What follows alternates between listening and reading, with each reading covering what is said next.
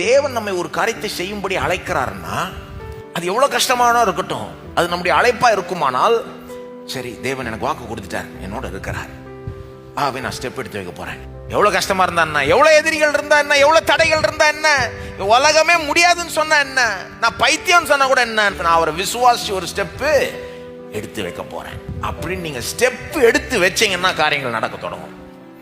அந்த ஸ்டெப் பலருக்கு வேற வேற ஸ்டெப்பா இருக்கலாம். சிலருக்கு அது ஒரு பிசினஸ் ஸ்டார்ட் பண்ற ஒரு ஸ்டெப்பா இருக்கலாம்.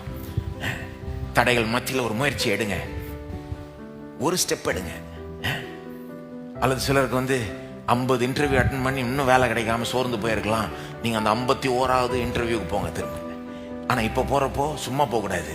தேவன் என்னோட இருக்கிறார், எனக்கு உதவி செய்ய போகிறார், விசுவாசத்தோட நான் இந்த படி எடுக்க போறேன், ஸ்டெப்பை எடுக்க போறேன்னு சொல்றப்போ அது வாய்க்கும். எத்தனை பேர் நம்புறீங்க வாய்க்கும்னு?